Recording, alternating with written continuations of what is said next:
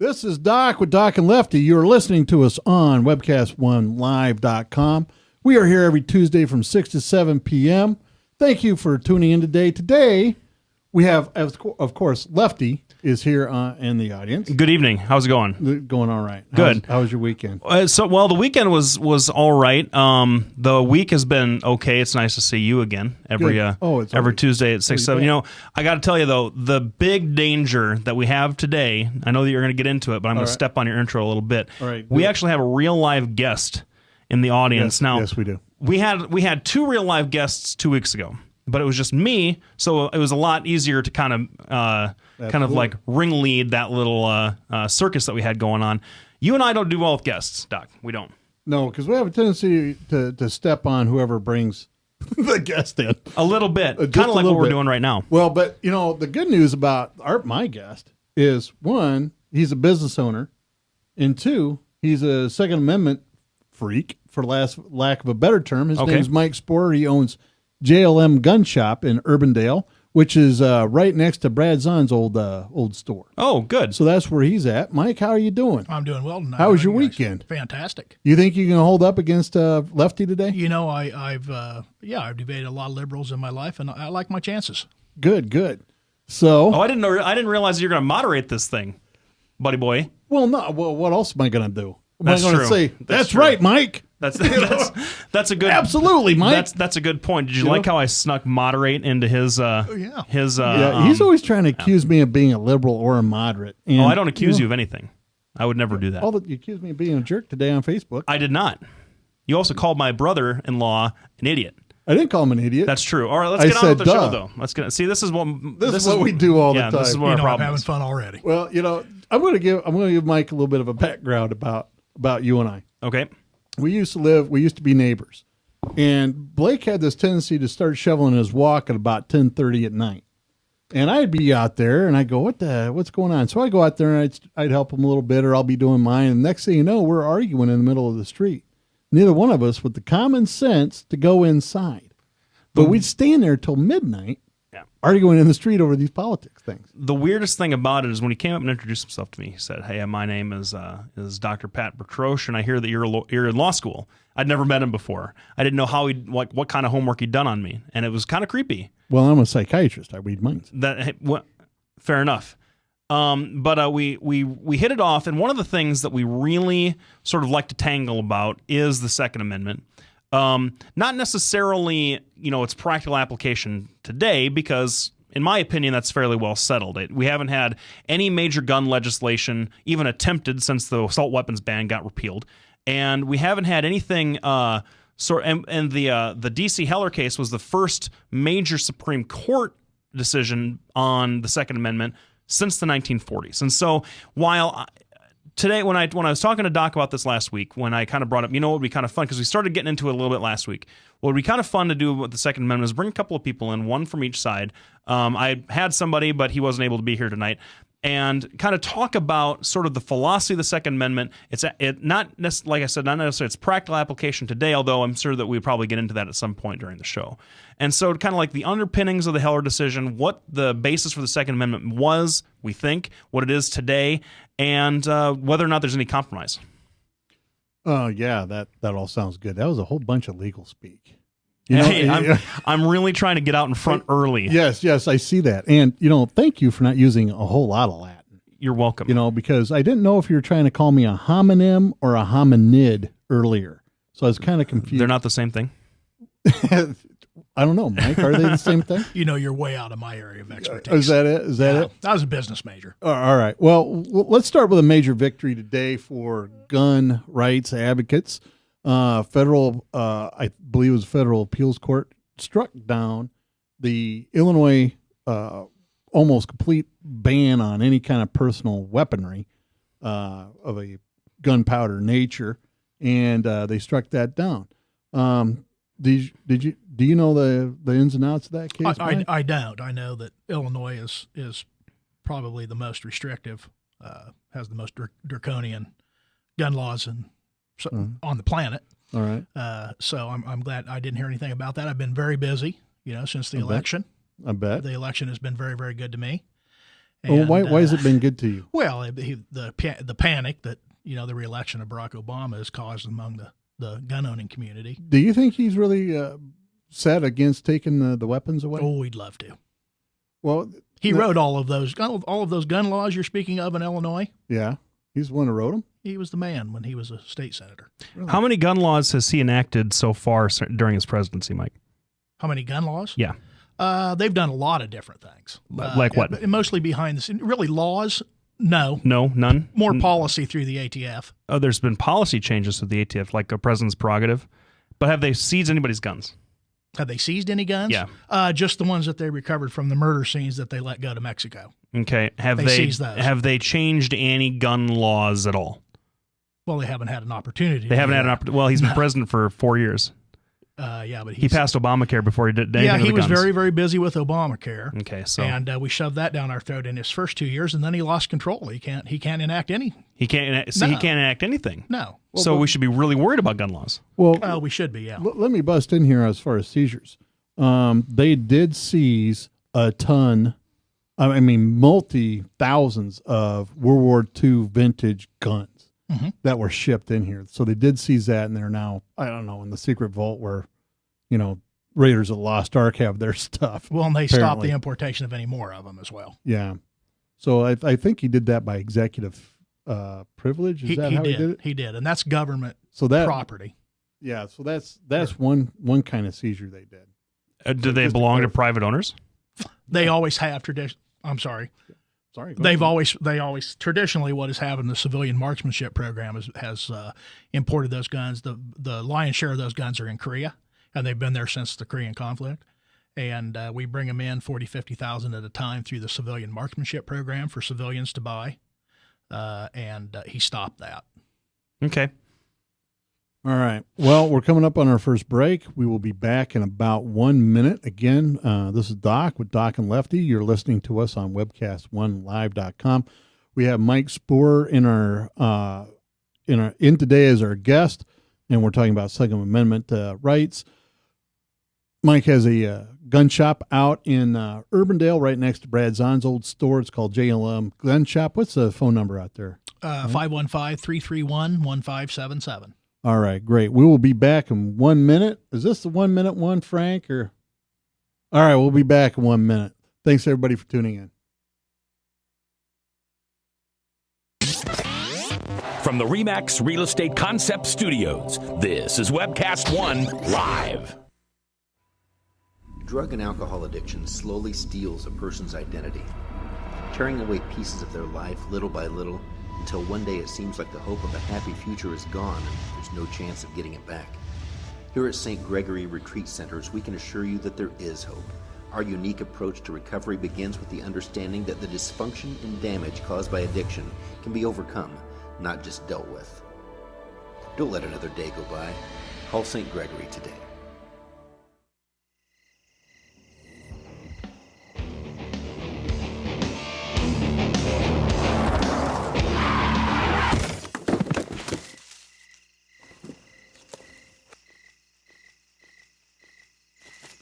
It's like they want to get hit. Need a body shop? Minor Wreck Express saves you time and money. This is Doc with Doc and Lefty. It's a little hot in the studio, so I had to take off my Guns and Hoses shirt, and then I just realized that the little trunk on the elephant makes it look like I have two horns on my head. Isn't that cool? Yeah, it's tough. It's tough to impress the ladies with this kind of look. I'm going to tell you that. Well, I need all the help I can get, apparently. So, well, you're looking snazzy in that Argyle thing. You can't. You look like you're straight out of a Tolkien kind of Tolkien or what is it, C.S. Lewis? See, you're in the back of the wardrobe. Those guys were my heroes growing up. So I appreciate the compliment. Oh yeah. Well, we are here today with Mike Sporer, owner of JLM Gun Shoppe in Urbandale, Iowa. Mike, what made you want to start a gun shop? Well, mostly probably just a general lack of common sense. I've always been. Way to be positive, I've Mike. been into guns, most of my adult life. starting at a very young age. And I've had a federal firearms license for probably 30 years. And a friend of mine was getting ready to retire that owned JLM, and I'd been 18 years owning restaurants, and I was real sick of that. So it just came together. Yeah, well, Blake can be with you there on being sick of restaurants. I That's gotta for sure. tell you, being in the restaurant business, being in food and beverage myself, I can completely sympathize and understand why someone want to open up a gun shop, because that is not a business. That is not a business for the faint of heart. And I'd probably have taken a couple of Second Amendment remedies myself if I wasn't such a bleeding heart liberal. Yes, absolutely. So, what changes have you seen? Now, when did you take over the JLM Gun Shoppe? Bought the store in May of 11. Okay. So I've been there about a year and a half. And since you've been a gun enthusiast most of your adult life, what changes have you seen in the gun community? Well, there's just been a general, and this is true all over America, where it's allowed. There's just been a general groundswell of personal gun ownership. A lot of self-defense weapons is probably the lion's share of the business, and people. It's been growing for probably 10 years, but when President Obama has a long track record of being very anti-gun, and when he got the nomination, people just absolutely stepped outside their mind buying guns and ammunition. So it's been good for 5 years. All right. So what have you seen any increase in women owning firearms? Huge increase. They're All right. probably the fastest growing segment. Okay. So what would you typically tell a girl or a woman, either way, when they come into your shop? How would you direct them? How would you find the right gun for them? Well, we try to do a little research and try and find out what they're going to do. Do they want to target shoot? Do they want to use home protection, or do they want to carry it? And then we kind of lead them towards something that is appropriate for one of those, whatever they're going to do with the gun, and something that they can physically handle and master. It does no good to carry a gun that you can't use, that you're not able to shoot accurately. So that's kind of, we start with a little research on what they're going to do, and then kind of point them in the right direction. All right. Now, one of the changes that I've seen in the last decade that I've been watching with more and more concern is the UN is country by country not making these countries, because obviously it's voluntary, but are entering in agreements with these countries to do away with all their weapons, all their private ownership. How do you see that impacting the United States, or do you see it impacting us at all? Well, to my knowledge, and and I'm certainly no expert, but to my knowledge, those UN agreements have to be ratified by the governing bodies of those countries. So I don't see it impacting us at all. I think it's much ado about nothing. I think that people are in a panic about it, when in reality, our Congress would have to agree to that, and I just don't see that happening. That's completely right. And any sort of UN, it would be in essence a treaty that the UN would sign with or that the United States had to be a signatory to. And for any treaty to be ratified, it has to be signed by the president, and then ratified by 67 members or 67 senators. And there's no way that that's ever going to happen, because there's no way that first of all, gun policy is fairly settled in this country as far as the laws are concerned. And so 67 senators signing on to something like that, I think, is just completely out of the question. Okay. My thing that I read on this latest run that they had with Hillary running out to the UN trying to garner some support, apparently. I think support for what? Support for this gun ban treaty. She went out to the UN and tried to garner some kind of support or a little bit of a change in this law back in September, October. I can't remember when. But one of the things that's a true sticking point is that in the law itself that they're trying to, or in the treaty itself, one of the phrases that they're using is that this treaty would supersede our own Constitution. They don't say it exactly that way, but it would say it would supersede all other agreements. And as far as I know, that's unconstitutional, because doesn't the Constitution say that there's no other law above? Well, our? I mean, the Constitution doesn't say that, but that's been the holding since the Constitution has been interpreted by the Supreme Court. But treaties do become what you could consider to be the law of the land, and so that means that any treaty that is ratified by the Congress, by the Senate, essentially, and signed by the president, becomes U.S. law. And so the various treaties like that we have with Canada for like game birds and things like that, those are binding on U.S. citizens, and the other treaties that we have with like the Status Forces Agreement treaty that we have with Iraq, things like that. I mean, they are they're binding as law, but superseding the Constitution, I don't see how that would even be possible.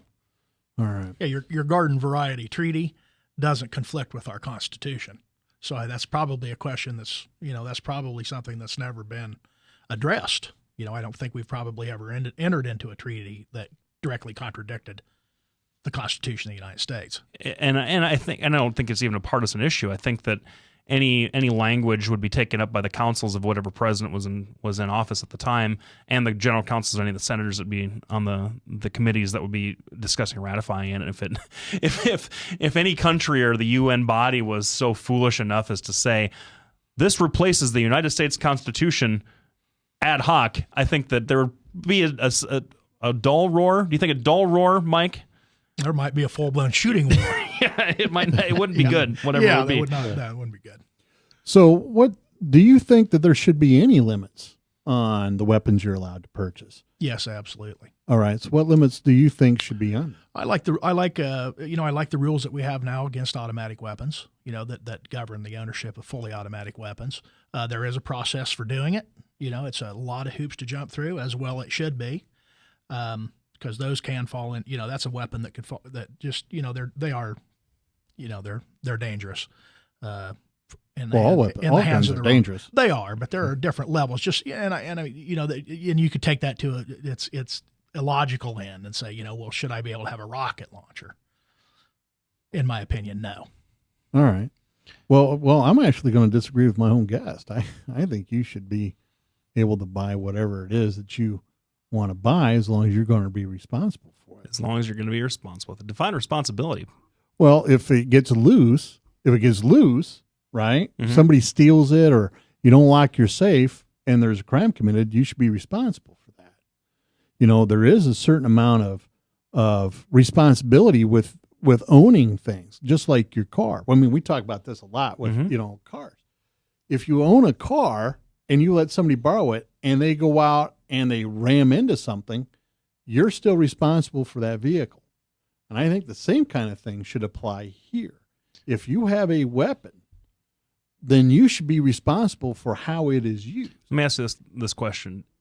So, taking what you've said, that all bets are off as long as it's responsible, would you agree with me that a responsible thing would be to protect your home and your family? Yes, I do. And do you think that a responsible thing would be to protect your home and your family from all people trying to invade your home and harm your family? Yes, I do. And do you think that a reasonable amount of force to do that would be with something like a rocket launcher? Well, it depends on how many people are entering my home. Say 10. Oh, yeah. Okay, and do you then so say that rocket launcher. So say that rocket launcher that you fire, presumably inside your house, if they're invading your property, because you're not going to stand on your property and shoot people in your yard. What do you mean? Because they wouldn't really be a danger to your family at that point, would they? Well, if they're going to be inside your house. If there's a gang outside and coming through the door, the best thing to do is not to let them through the door. Right, but if they're coming through the door, that's why we need castle law. And you're firing your bazooka at them, and some shrapnel hits a passing bystander, should you be responsible for that bystander's injuries? Absolutely. Even though what you have done is a legitimate protection of your own property. That is correct. And so therefore it's irresponsible, right? Because you hurt somebody. That's called collateral damage. It is not the intent, but you still need to be responsible for it. I'm all for that. And would you pay that person damages? Part of, whatever the court would determine. And whatever the court would determine, so you just wouldn't do it. You'd have to have a court order you to do it. Well, it's just like if you're driving down the road and you ram into somebody with your car. Mm-hmm.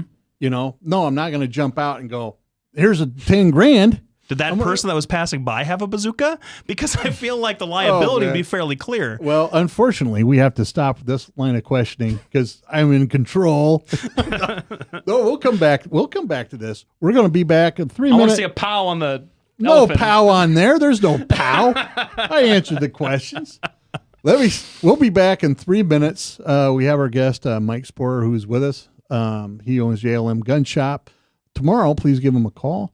331-1577 if you're interested in weapons or ammunition or just finding out about the weapons that he has over there. We'll be back in 3 minutes. Thanks everybody for tuning in. I'm Brian Leach, owner and general manager of Service Legends. I brought along a couple of the home comfort heroes. Hi, I'm Tammy Wells. I am Nick Wondershad. I'm administrative manager I'm the senior technician from Service Legends. It seems like every good thing, when you feel it to the bone that it's good, there's a lot of hard work put behind it. I don't think that you can fake it and have it turn out good. You know, if we seem like, okay, that's just weird, it's just a furnace, why would you believe so deeply in a furnace?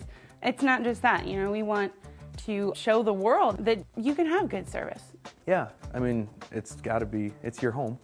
You know, it's built into our daily trainings, it's built into our culture, that we're going to do whatever it takes to have each client say they love us, period. That's why we spend all the hours in the training that we do. And if we guarantee it's going to be a good experience for you, or else it's free, what type of work do you think we're going to do? There is a guarantee. Temperature selection guarantee, fixed rider it's free guarantee, comfort guarantee, best value guarantee. All of these guarantees hold us accountable to ensuring that we exceed your expectations. And if for whatever reason we'd fail and we can't make it right, we guarantee all of those guarantees with a 100% money back guarantee. I mean, if you don't think that your technician can fix it right, are you going to say that to a client? No. You don't have to worry about having a technician come to your house. We drug test, background check all of our team members. We put safe people in your home. Each and every one of our service techs, 400 hours a year in training. You tell it the minute they walk in the door. They know what they're doing, they've done their homework, and they actually truly care about what you want. Because at the end of the day, you're the person that makes sure I have a job. They're going to be listening.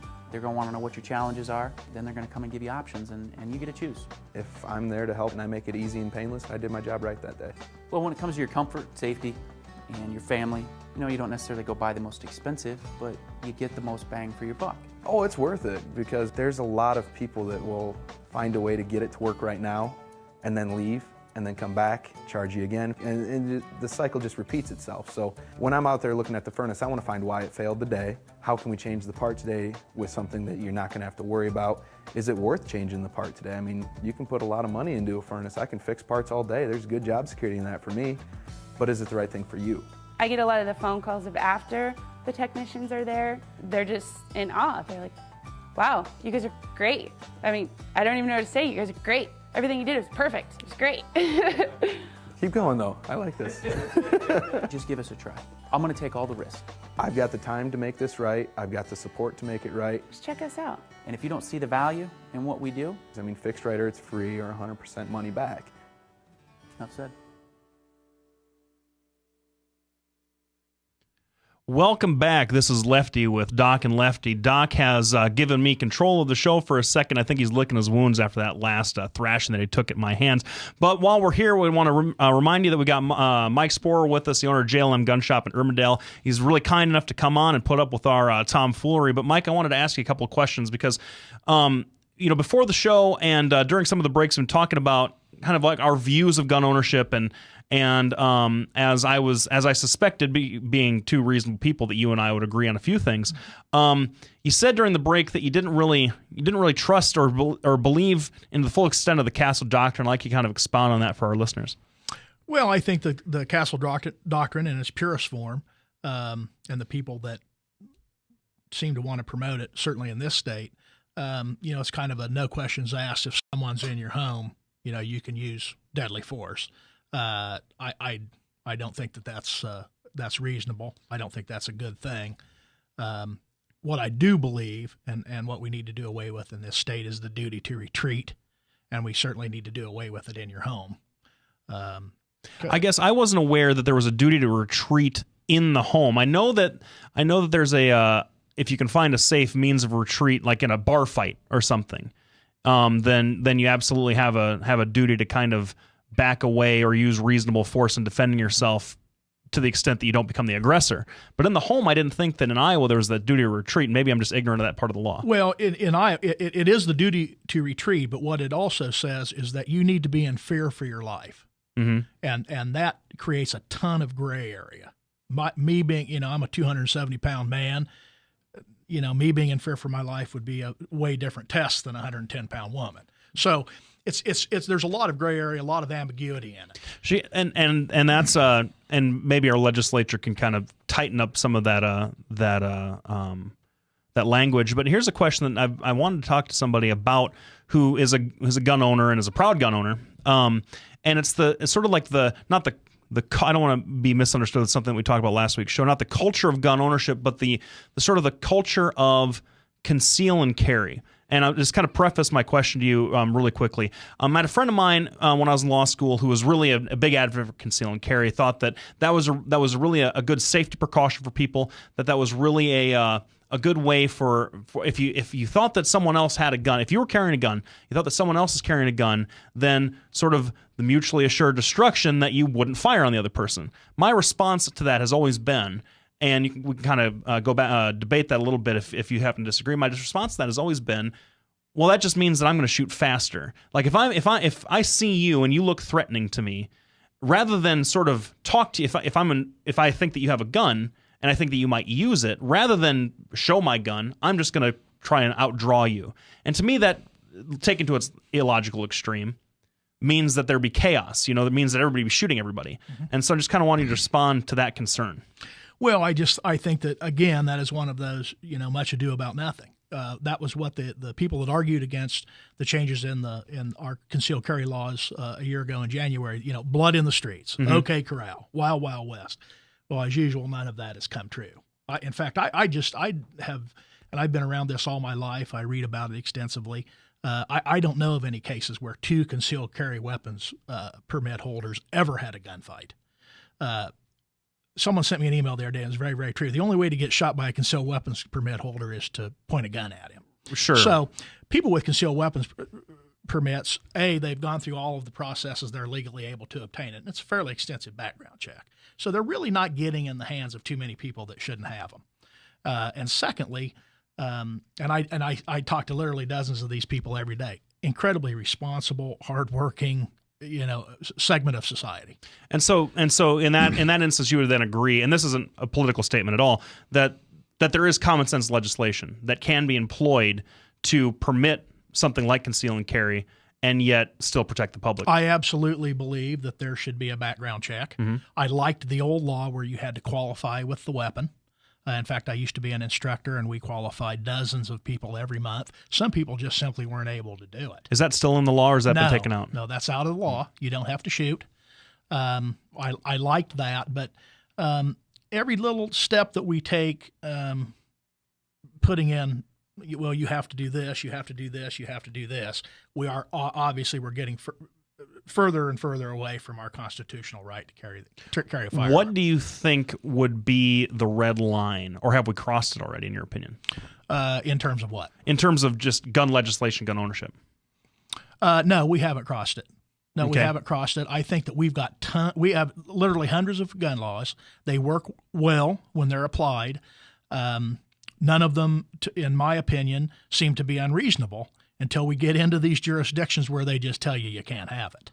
Okay, but I mean, would you sort of maybe not agree with, but at least empathize with the sort of rational basis that the legislatures kind of have in their minds? I mean, places like Pittsburgh or Chicago, where the violence has escalated over the years, and gun advocates will say, well, they've escalated in spite of these ever more restrictive laws. But I feel like it's a chicken and egg problem.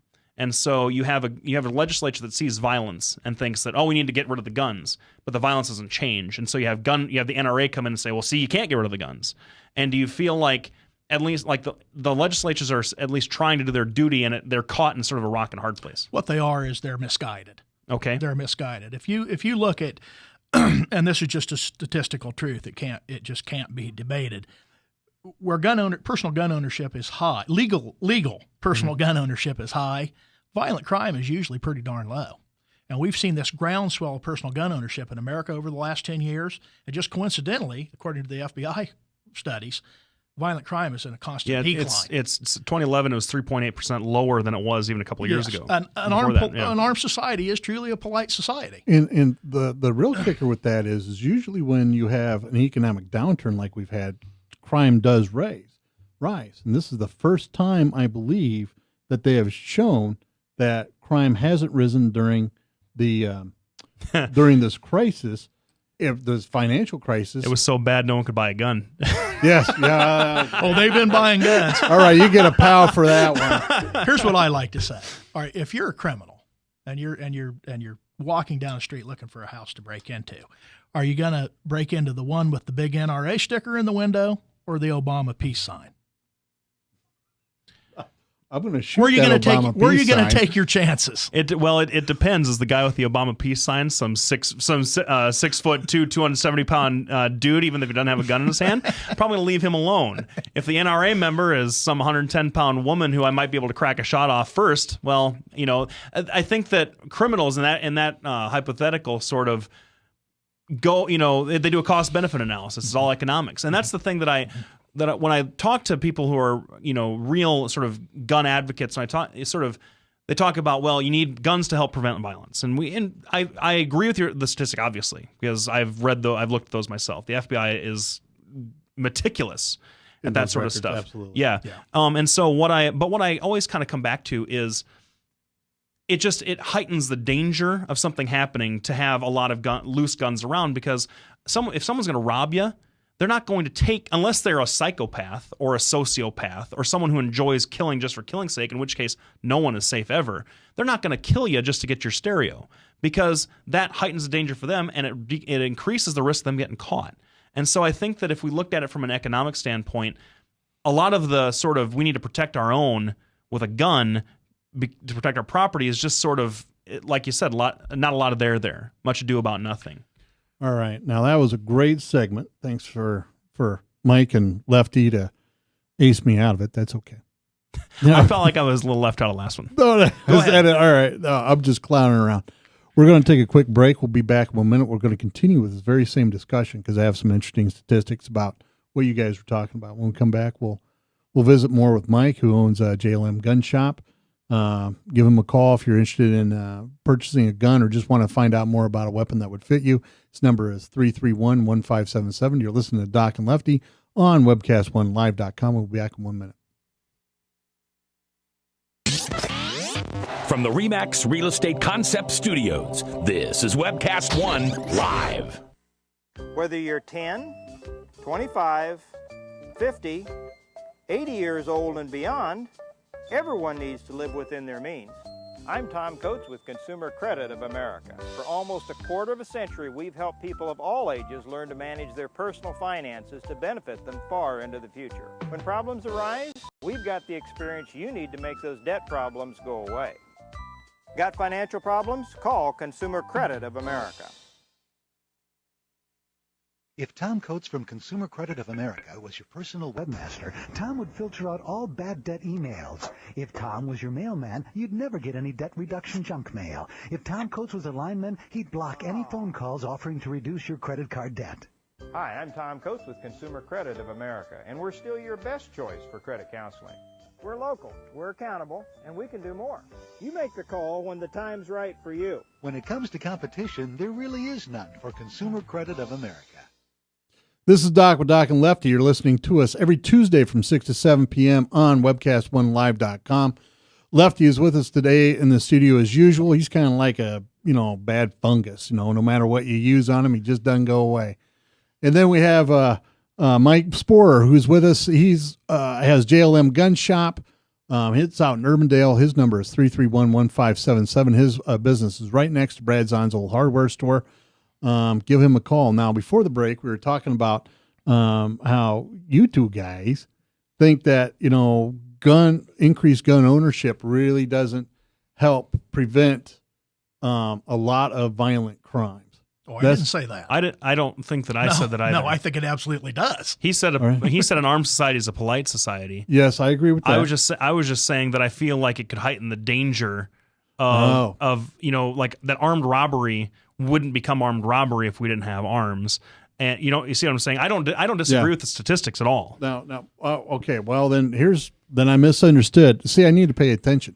I was actually looking on Facebook, so I shouldn't do that during the segment, I guess. But one of the statistics I was looking at today is that there are 31,000 gun-related deaths. I mean, doesn't matter what it is. Guns killed 31,000 people, something like that. Vehicles, on the other hand, killed 34,000 people, and poisonings killed 45,000 people. Those are statistics from the CDC. When you break them down, suicides account for about a third, and active homicides count for just about 2/3, and the rest of them are accidental discharges. The interesting statistic in there is youths that were killed by an accidental discharge of a weapon were listed as 9 youths. One of the statistics that I was then also looking at is the number of violent crime deaths related to guns in each city and state. And of course, the number one areas were ones that banned them and have taken them away. Chicago's up there, Washington, D.C.'s up there, Los Angeles is up there, Detroit's up there. Right. Once again, I feel like that's a chicken and an egg scenario because they banned them after the violence got so bad. And so those statistics are going to be skewed more towards that. The D.C. ban was in the 70s. The D.C. ban, the D.C. ban was, I guess, if you look at the crime rate from Washington, D.C. since the 70s up to now, has not changed, even after the ban was lifted in 2008. The violent crime rate in Washington, D.C. has been fairly, up and down, but just it hasn't been really something that has engendered a lot of like hot-headed gun control debate since Heller was decided. I think the gun violence in a city like D.C. and the personal ownership of firearms, it's going to take a while for that to bear out in the statistics. And I completely agree with that, and we'll see what happens. What I would point out though, in places where there's lots of one thing that I looked at too when I was going over a few of the statistics, and I apologize, I didn't have time to get through as much of them as I wanted to, that homicides, violent crime in this country as just violent crime, like crimes with force. If there's a weapon involved, it's usually it's not a firearm. No, it isn't. However, violent crimes that result in homicides, 67.7% are with some kind of firearm. Because if you're going to commit a crime with a gun, you're probably going to kill the person. It's just that's probably what's going to happen. It's just good manners. The likelihood goes up. And so the question that I have, I guess, just for the two people that own guns, if there were fewer, and I'm not talking about a hypothetical situation where, the laws were more restrictive. I mean, just say that we all got together and just melted them all down, right? Say that just, all that was left were like hunting rifles that were impossible to conceal, okay? Do you think that the homicide rate in violent crime, which is disproportionately caused by firearms, would also go down? Or do you think that we just get more violent with bats and knives? I think we just get more violent with what we have. Why do you think that? Well, one thing that we've done here, and one of these unintended consequences of the gun legislation, like the Colorado shooting, what we've done, and that theater was in a strict no firearm zone. So what we've done for these crazy people, we've set up kind of a little shooting gallery for people. That nut knew that no one in there, very unlikely that anyone would be armed to defend themselves. And we know that he didn't go over there with any intentions because he gave himself up. Mm-hmm. He wasn't one of the crazy guys that does the suicide at the end of it all. So we've kind of set up these areas where a lunatic like that, he knows that he is free to do what he pleases. Do you think that, and see, courthouses have the same kind of sticker on the door, but they also have metal detectors. Lynn County, Polk County, all the bigger counties. Do you think that if you're going to advertise yourself as a gun-free zone, you should probably have a metal detector at the door? Yeah, but they did have a metal detector out there. They had a metal detector. He was let in an exit, wasn't he? He let himself in. He let himself in through an exit. Yeah. So and in situations like that, I don't feel like any amount of legislation, and maybe I'm a little bit different than most liberals that you hear about, I don't feel like any amount of legislation is going to stop a guy like that. I really, really don't. However, once again, going back to my previous example, if all he had was a board with a nail in it, do you think he wouldn't have, the body count wouldn't have been as high? I don't think that there's any dispute about that. Well, but here's the thing. This guy's basically an self-taught explosives expert. Thank God he had a gun, because if he could have if that would have been the simple way to do it. If he would have wired that place for bombs like he did his apartment, everybody would have been dead. I can tell you another way that really would have lowered the body count if I would have been there with my gun. And maybe he's in Kevlar with that's everybody says that. That's just in the movies. He's in a vest. He had his helmet on. No, that's what I understand. But if someone gets shot with a vest, it breaks ribs. Well, knocks the wind out of you. It'd knock him down. He's going down. Right. Yeah, that's just in the movies where they walk through waves of bullets. Oh no, he'd knock him down, but he'd still get up and cap you. I feel like. Well, I think if how many people were in that theater? Does anyone know exactly how many people were? No, it was packed though. It was just packed. So and I've made this argument about like Jordan Creek Mall, 5,000 people in there on a Sunday probably. If just 5% of the people in there were carrying a gun, that'd be 250 people with a weapon. Yeah, and let's say someone goes crazy to shoot up that mall. Well, and the one statistic I was looking at today is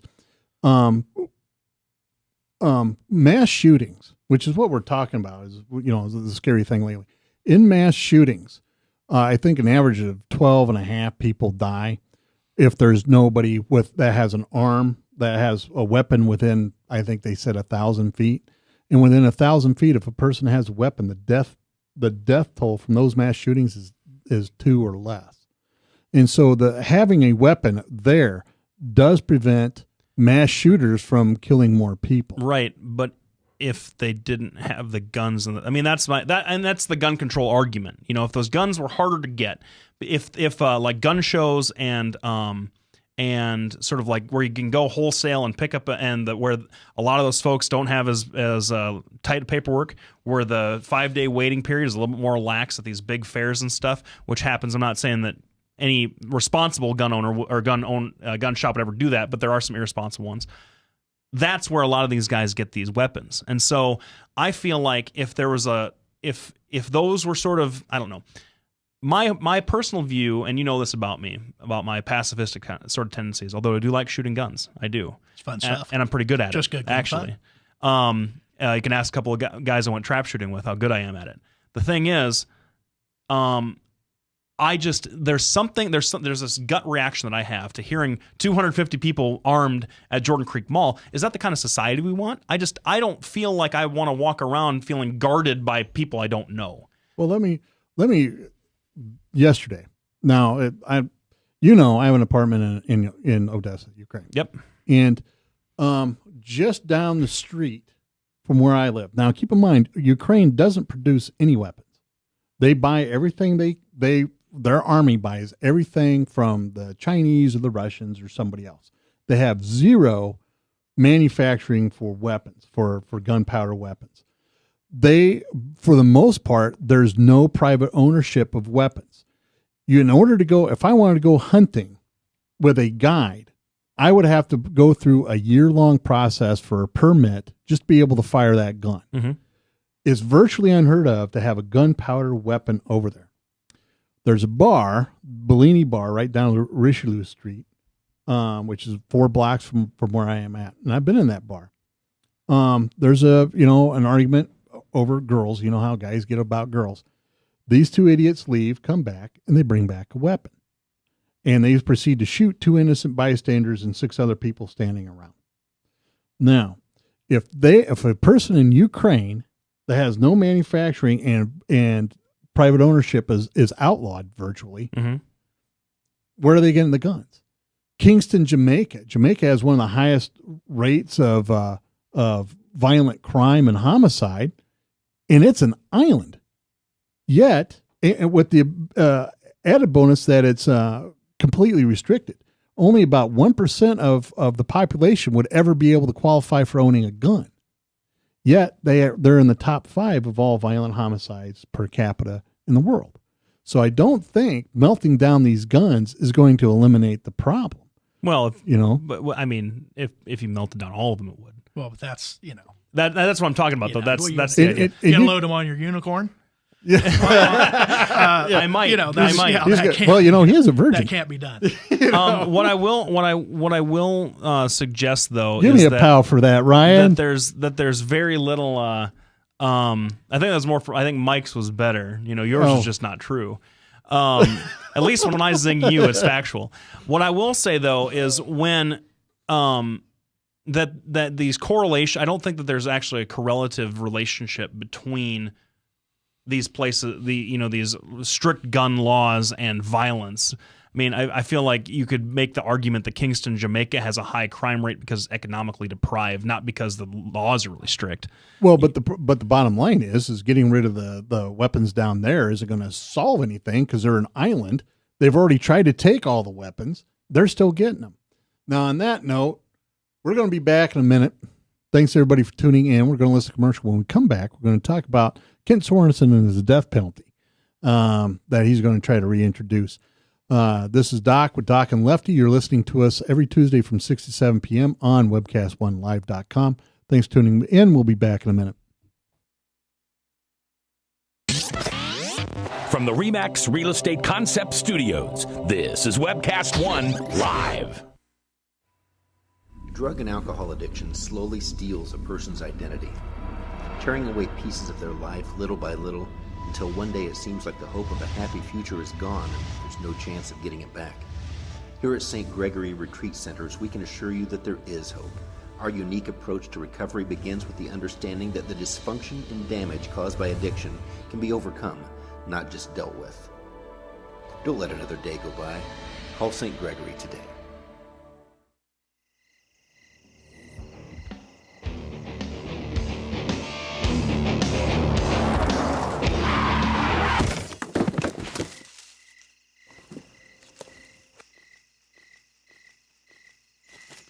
It's like they want to get hit. Need a body shop? Minor Wreck Express saves you time and money. This is Doc with Doc and Lefty. You're listening to us on webcast1live.com. Thanks for tuning in. We're here every Tuesday from 6 to 7 p.m. We have Lefty in the audience. In the audience. Well, today, So I am a frequent contributor to the Doc and Lefty show. Absolutely. Absolutely. We also have Mike Sporer, who owns JLM Gun Shoppe over by Brad Zahn's old hardware store. Hey, is there an actual current business in Brad Zahn's old hardware store? Because I'm sure they would love a plug. The entire time you've been saying Brad Brad as soon as Zahn's they old advertise store. with us, we'll plug them. I'm actually in Brad Zahn's old hardware store. Oh, are you in? He's in the old hardware store. Yeah. Oh, you see, I thought he owned. Oh, you're right. You are. Mm-hmm. Yeah.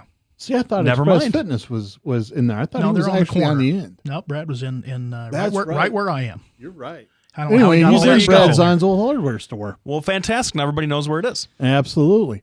Well, today I'm last night I was going through my Facebook thing and there were some people talking about, we're going to reintroduce the death penalty. And I thought, well, exactly how, worthless is that, Pretty worthless. Yeah. And so then today I hear that Kent Sorensen, because of these two girls that were kidnapped and killed up near Dyke, is that the name of the town? Mm-hmm. Yep. Yeah. Up near Dyke, they, he's going to introduce a death penalty because that's supposed to be able to prevent people from doing crazy, stuff like that. And Mike, what's your take on the death penalty? I like the death penalty a lot from an economic point of view. I don't think it stops anybody from doing anything. Yeah. But I just simply don't want to warehouse monsters like that for 30 years. Blake, we've talked about this before. Mm-hmm. We'll weigh in. Well, you know that I'm just completely anti-death penalty. Sure.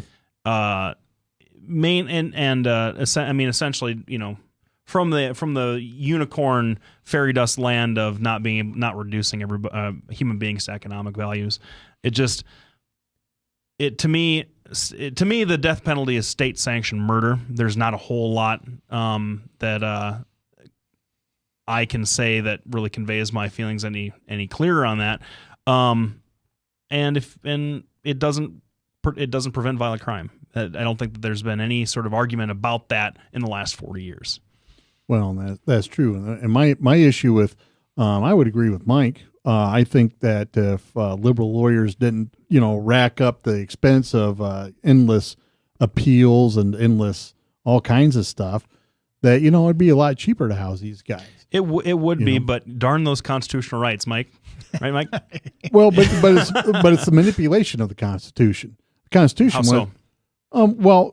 You challenge every single thing. It's not really about protecting the Constitution.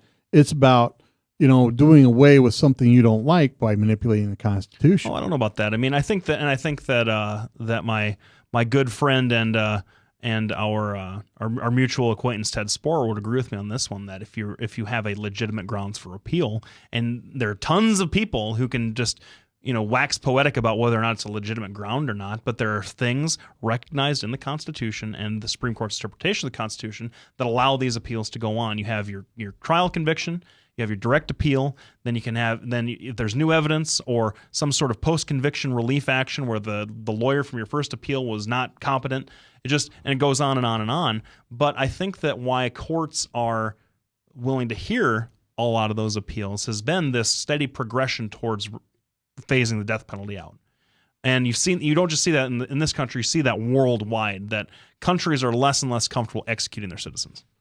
Well, one of the things that Ken Sorensen has said, at least on Facebook, if I recall correctly, is, he believes that this will help prevent tragedies like this, make people stop and think there's an actual death penalty. I can tell you, working with the population of scumbags that I do, that none of them ever think about that. They always think they're going to get away with it. They never think that, they always think the cops are stupid and never get away.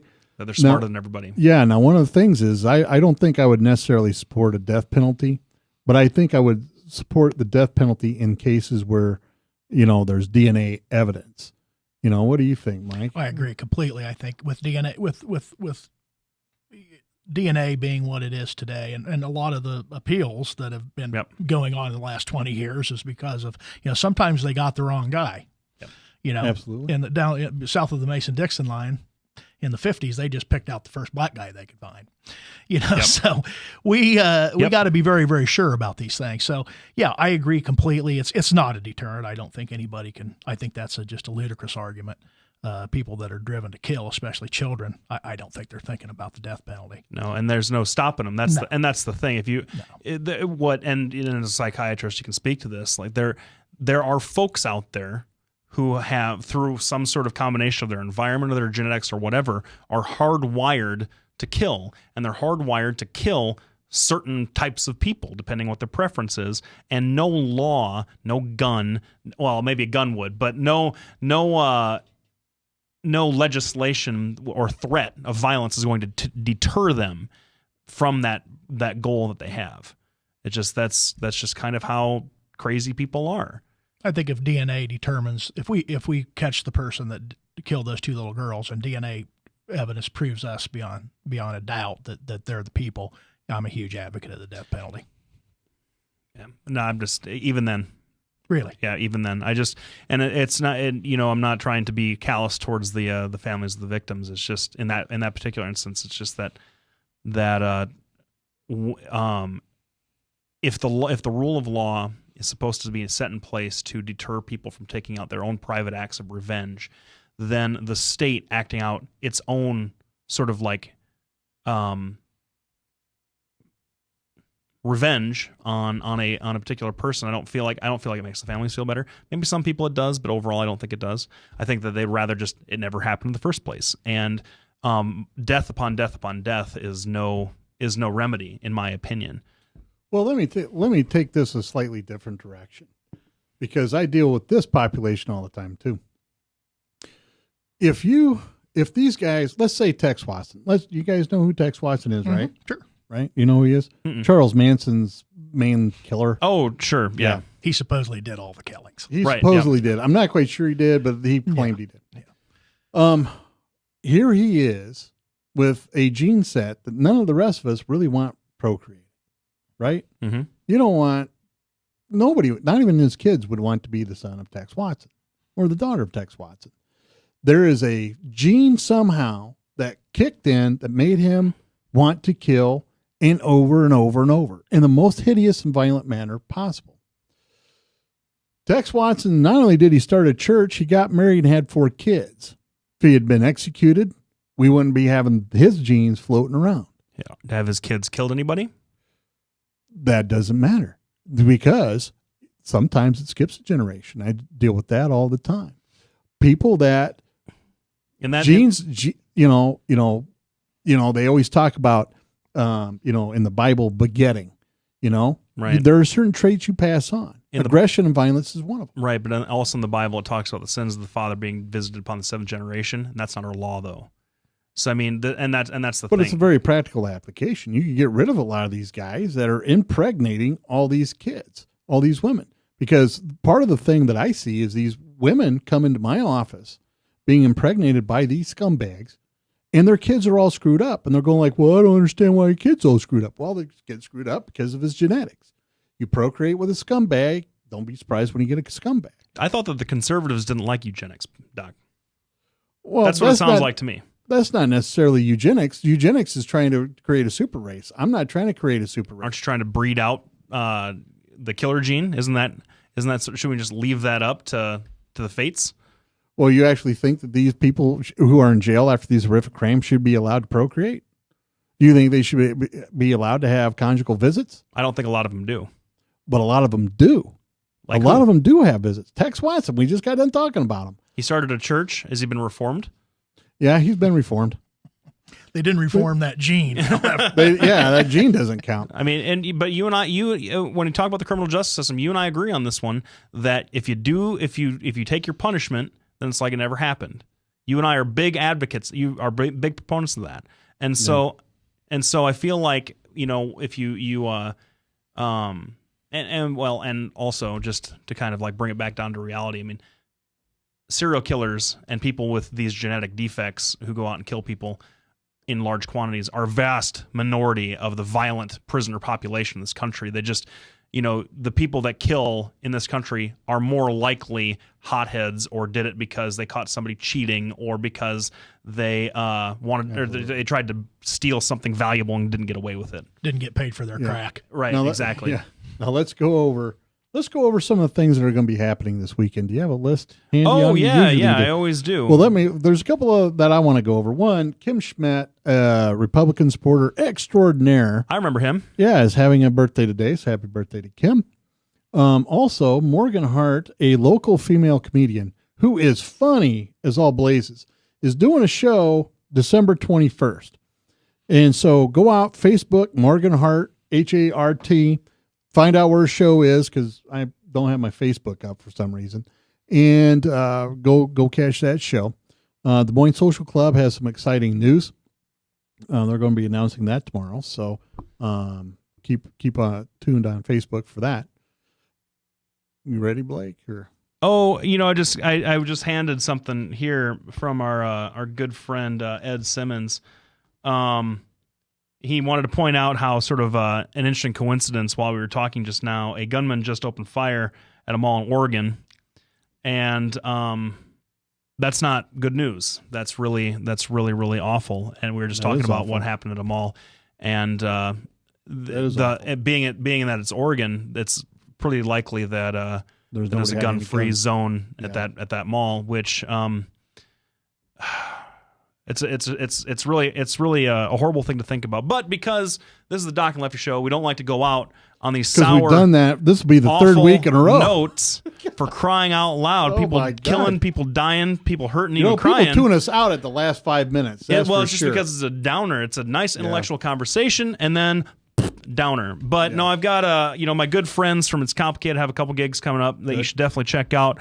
My buddy Kiefer Brandt, who is a lead singer and guitar player, has got a solo show tomorrow at 8:00. I believe that's going to be at the BBC, which is sort of the hub for all things rock and roll in the Clive Urbandale area. I got some good friends of mine that are moving to Hawaii in January, so we wish them luck. And if you're we're getting close to Christmas and New Year's Eve, and so if you got any if you're sticking around, if you can't make it home to family, just tune in next week, and we'll kind of try and give you a good list of things to do over the holidays, so you don't feel so lonely and disconnected. You bet. Now we have Mike Sporer with JLM Gun Shoppe. He's over in Brad Zahn's old store. His number is 331-1577. Is there anything you want to tell anybody out there about your shop or anything like that before we go? We have about 20 seconds. Just, a great mom and pop gun, ammunition, supplies shop. We'll take good care of you. We're priced like the big stores, but great. Well, he's actually cheaper than the big store. Good service. That's the truth. You're listening to Doc and Lefty. I am Doc. We'll see you back next week from 6 to 7 p.m. Thanks for tuning in tonight. Have a pleasant evening. Good evening, everybody.